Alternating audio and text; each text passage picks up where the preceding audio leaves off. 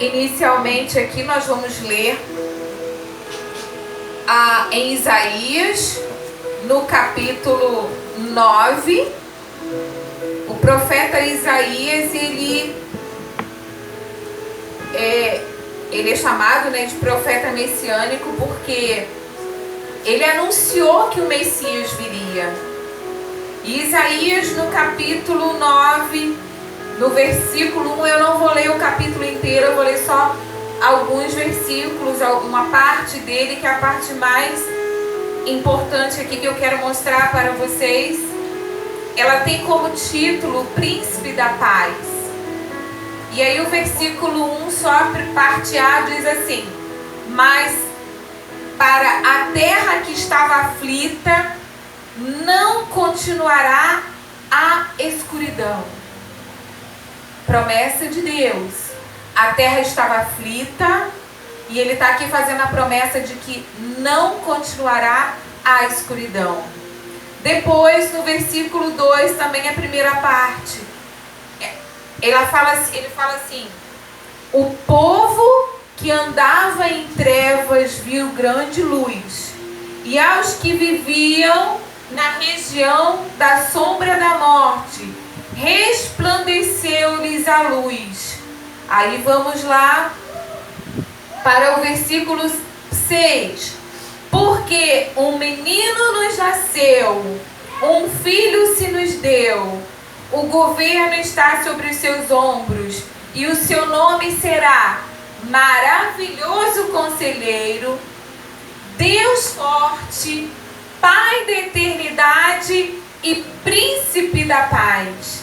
Ele estenderá o seu governo e haverá paz sem fim sobre o trono de Davi e sobre o seu reino, para o estabelecer e para o firmar com juízo e com justiça, desde agora e para sempre.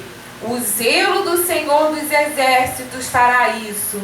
Deus tem uma aliança, com o povo de Israel, e o povo estava aflito, e Deus faz essa promessa muito tempo antes. E ele fala: olha, virá o Messias, aquele que vai acabar com a escuridão, aquele que vai acabar com a aflição, aquele que é o maravilhoso conselheiro. Não, ele não está separado aqui, não diz que ele é só maravilhoso e que ele separadamente é conselheiro, é maravilhoso conselheiro. Então, se você precisa de um conselho, ele é o conselheiro maravilhoso na sua vida, que ele vai orientar em tudo aquilo que você precisa. Ele também é chamado aqui de Deus Forte. Todo o poder está sobre ele. Não existe ninguém maior do que ele. Ele é o Deus Forte, que veio para nos dar salvação, que veio para nos dar libertação, que veio para nos dar paz, felicidade. Ele veio e ele é forte. Então as trevas não subsistirão contra ele. Prevalecerá o Deus forte e não as trevas. Ele também é chamado aqui de Pai da Eternidade. Sobre a eternidade, ele é nosso Pai. E nós somos, por herança, filhos dele. Nós que aceitamos a Jesus, que firmamos um compromisso com ele, nós somos filhos. E como filhos nós temos uma herança. E essa herança é algo assim excepcional, que é a vida eterna. Não é nada material aqui que passa, não.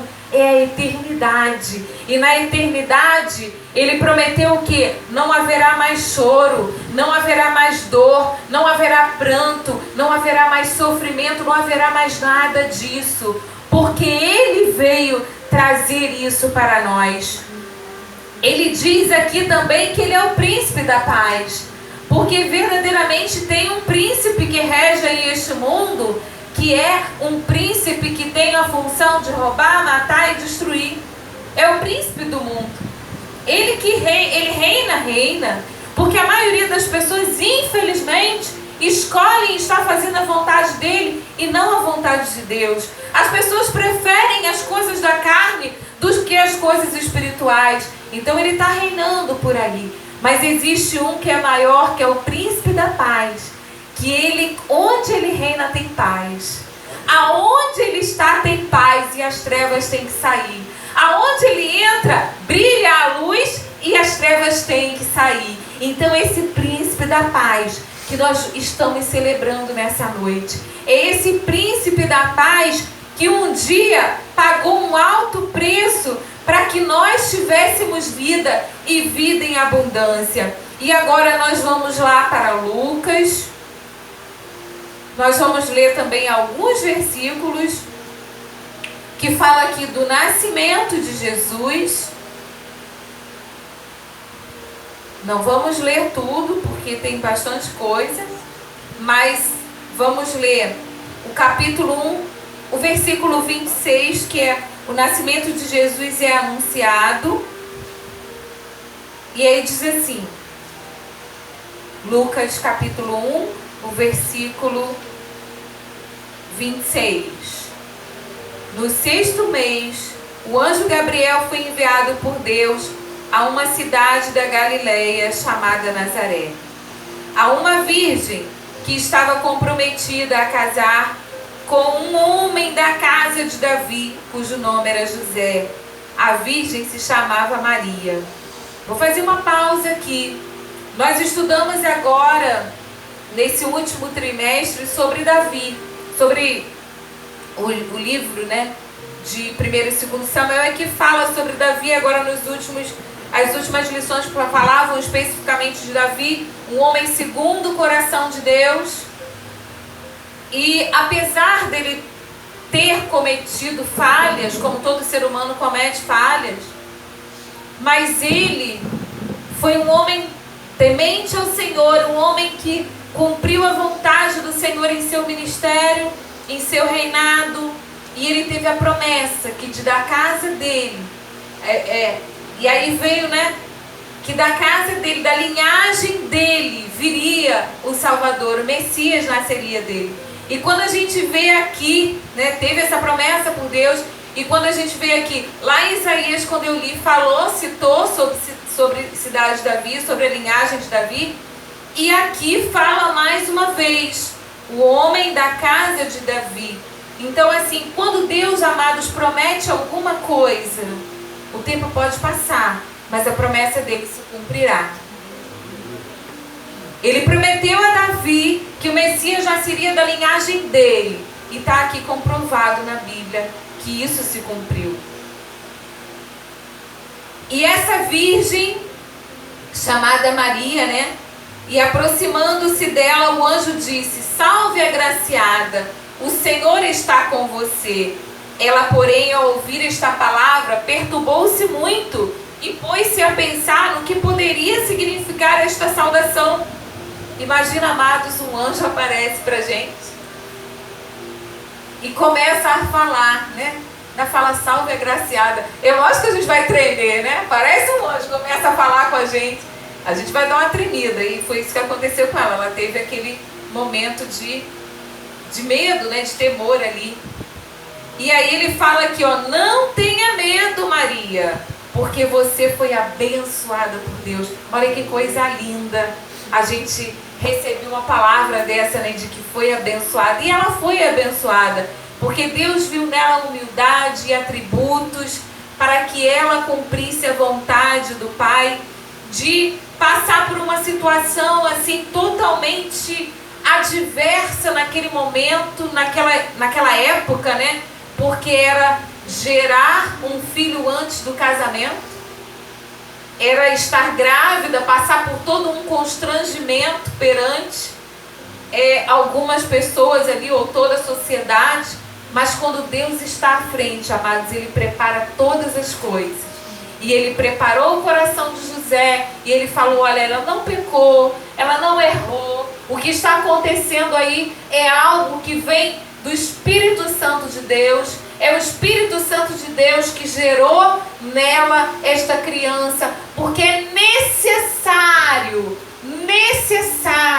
que ele nasça, que ele venha ao mundo, para que as pessoas venham ter vida, para que as pessoas venham ter salvação.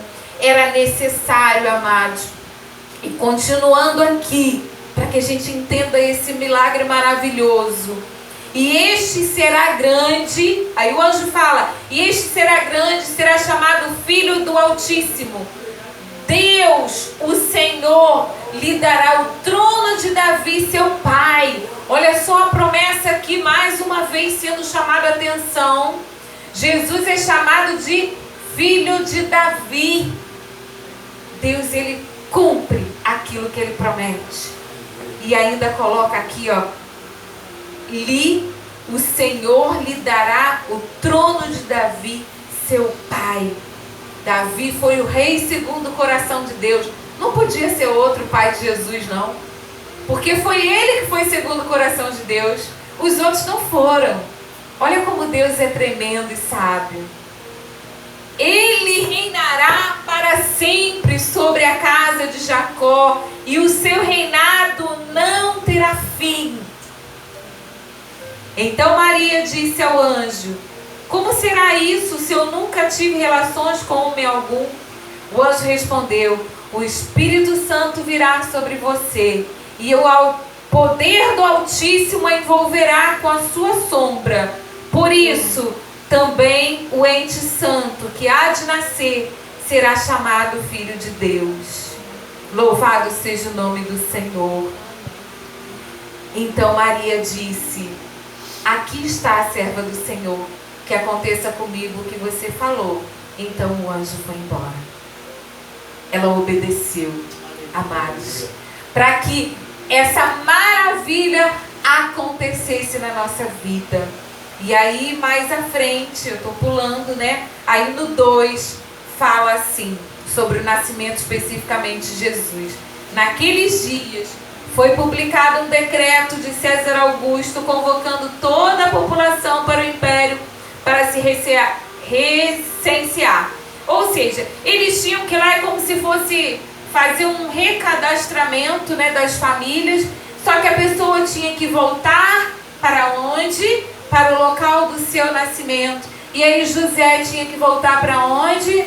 Lá para a cidade dele, para Belém, lá para aquele lugarzinho lá chamado de, né, Jerusalém, chamado de cidade de Davi, para cumprir a promessa do Senhor. Olha só, o momento em que Jesus nasceu foi tudo programado.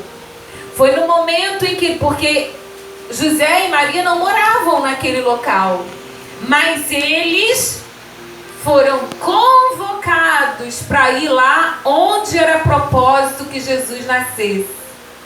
Então, no momento em que eles vão para lá, é que isso acontece. E vocês já conhecem essa passagem. Então acontece o quê?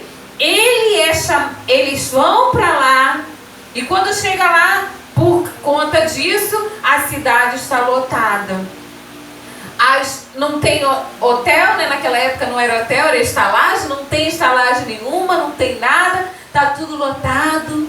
O único lugar que tinha era um estábulo. E aí José vai para lá com Maria, no meio ali dos animais, e Jesus vai nascer naquele local ali simples, para contrariar toda a humanidade, principalmente o povo de Israel, porque eles esperavam alguém que nascesse num berço de ouro, alguém que nascesse num palácio.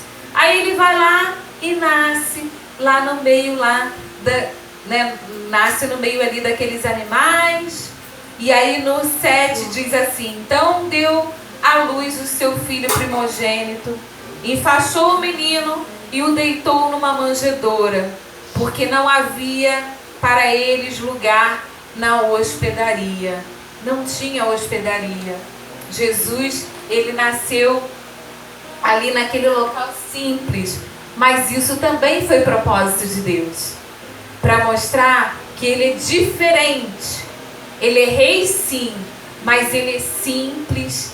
Ele olha para o aflito, ele olha para o necessitado, ele tem amor para conosco, com todos nós. E aí, amados, ele nasceu. Jesus nasceu ali naquele momento. E nós vamos agora estar adorando ao Senhor com um louvor que fala do nascimento de Jesus.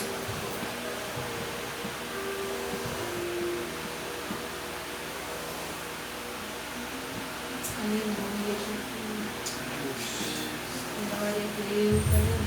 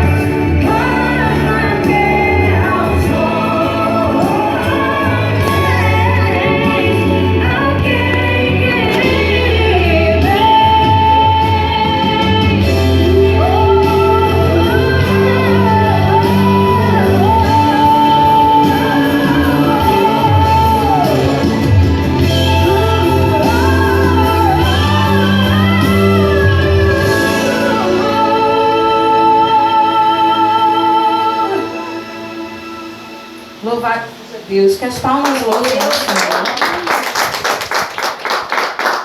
Glória ao nome do Senhor. Maria, Jesus, continua aqui. O menino, ele foi apresentado, né? Rodolfo, puxa a cadeirinha para ela ficar aqui. O menino foi apresentado ao templo, passado, né, normalmente com 8 dias. O menino foi apresentado no templo, isso está escrito em Lucas 2, lá no verso 22, que diz assim: passados os dias da purificação dele, segundo a lei de Moisés, levaram o menino a Jerusalém para o apresentar ao Senhor, conforme o que está escrito na lei do Senhor. Todo primogênito será consagrado ao Senhor. E também foram para oferecer um sacrifício, segundo o que está escrito na lei, um par de rolinhas ou 2 pombinhos. E aí tem o cântico de Simeão. Em Jerusalém havia um homem, aí nesse momento que eles foram lá, né? Em Jerusalém havia um homem chamado Simeão. Este homem era justo e piedoso e esperava a consolação de Israel, e o Espírito Santo estava sobre ele. Amados, quando a pessoa tem comunhão com Deus, quando ele tem intimidade com Deus, Deus respeita o seu pedido. Deus atende o seu pedido. É coisa linda. A gente conhece, né, algumas experiências. Mas aqui a Bíblia está dizendo, o Espírito Santo estava sobre ele. Ele já era de uma idade bem avançada. Mas ele falava que ele queria contemplar o Salvador antes que ele morresse. Foi um pedido que ele fez a Deus e Deus respeitou esse pedido. E por isso ele fala, né? E quando como ele tinha muita comunhão com Deus, o Espírito Santo conduziu ele até lá no momento em que o menino foi lá. E aí ele tinha recebido uma revelação do Espírito Santo de que não morreria antes de ver o Cristo do Senhor. Movido pelo Espírito, ele foi ao templo quando os pais trouxeram o menino Jesus para fazerem com ele o que a lei ordenava.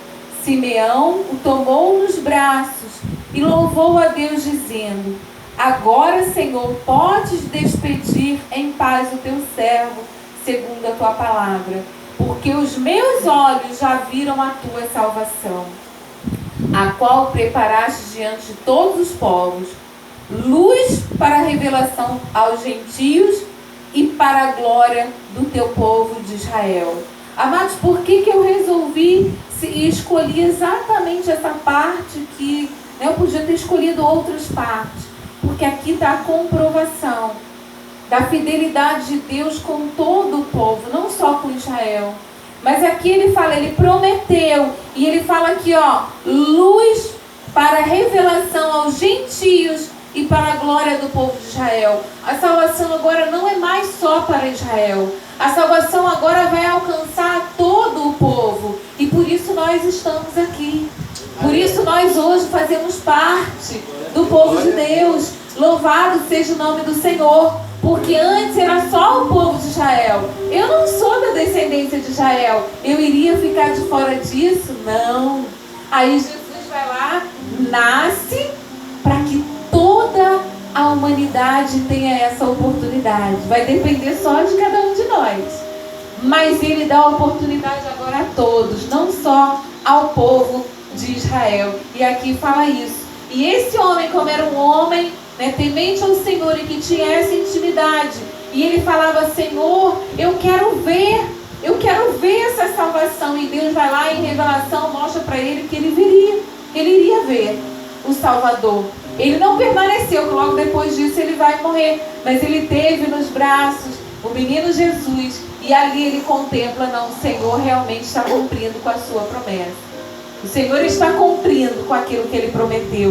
E aí ele fala: agora eu posso ir, Senhor, agora eu posso descansar em paz, porque eu sei que agora a salvação vai alcançar até os confins da terra. Eu estou falando em outras palavras, mas foi isso que aconteceu. Louvado seja o nome do Senhor.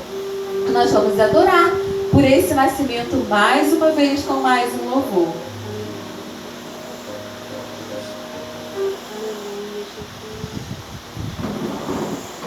Glória a Deus, aleluia.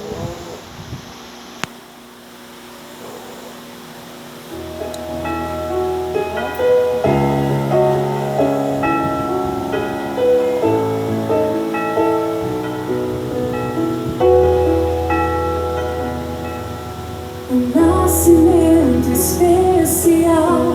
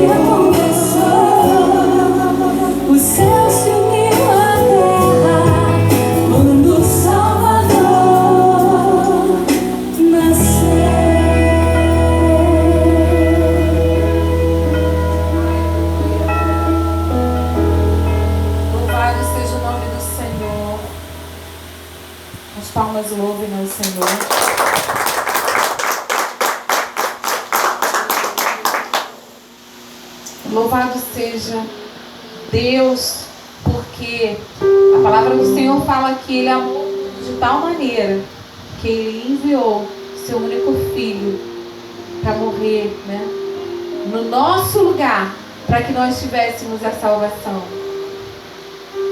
O pecado não era dele, ele não tinha pecado, mas ele veio, viveu como homem, ele sofreu as nossas dores, tanto que teve um momento lá no Getsemane, já prestes quase a morrer, em que ele está lá clamando, ele está naquele momento que ele fala, eu imagino a dor grande, porque ele falou, Pai, se possível for, passa-me esse cálice. Mas ele falou, se possível. Imagino a dor. E aí, mas ele fala assim, tão somente seja feita a tua vontade. Ele foi obediente em tudo. Ele veio como carne, sim. Ele se despiu da glória dele, né? Como o louvor falou. Ele se despiu da glória, ele saiu da glória dele, ele veio como homem, porque era necessário que um homem, que não foi achado nenhum homem sem pecado na face da terra, foi necessário vir um sem pecado nenhum, para que pagasse por nós, pelos nossos pecados, para que nós tivéssemos vida.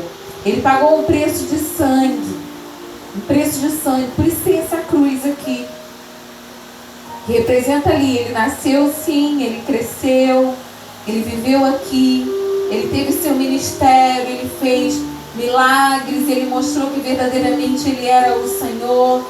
Muitos não acreditaram nele, muitos o rejeitaram, mas acontece que algo aconteceu, diferente de todos os outros profetas que vieram, diferente de todos aí que são grandes, entre aspas, para esse mundo, que está lá em Lucas 24.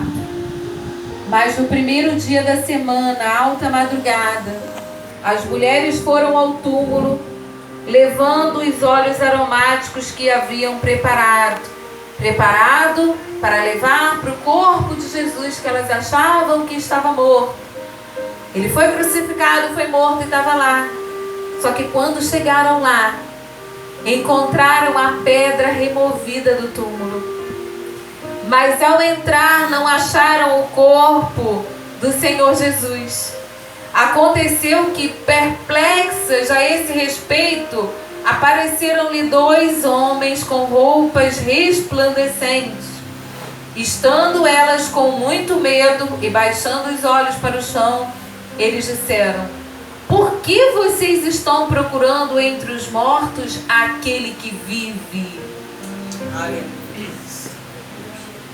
Ele ficou morto só por uns instantes, né? Porque foram só 2. No terceiro dia ele já ressuscitou. Foi pouco tempo. Ele ficou ali morto. Mas ele ressuscitou. E ele está vivo. E aí ele fala, né? Quantas vezes a gente continua olhando para ele morto? E ele fala para mim e para você nessa noite: por que às vezes a gente está vendo um Deus morto se ele está vivo? Por que estamos nos comportando como se ele estivesse morto? Por que estamos procurando entre os mortos se ele está vivo, se ele vive? Ele não está aqui, mas ressuscitou. Lembrem-se do que ele falou para vocês, estando ainda na Galileia. É necessário que o Filho do Homem seja entregue nas mãos de pecadores, seja crucificado e ressuscite no terceiro dia. Aí que elas lembraram. Era necessário, amados, que pagasse esse alto preço para que nós tivéssemos salvação. E eu quero destacar aqui essa parte que ele fala que ele vive. E ele realmente vive. Ele está vivo entre nós. E por isso nós vamos celebrar a vida de Jesus. Nós vamos celebrar que ele está vivo no nosso meio. E por isso o Natal é momento de festejar, sim. O Senhor, ele falou comigo nesses últimos dias que eu falei: Senhor, como que a gente vai celebrar? E aí ele falou assim: ué, é meu aniversário, eu não estou vivo? A gente não faz todo ano aniversário de quem está vivo?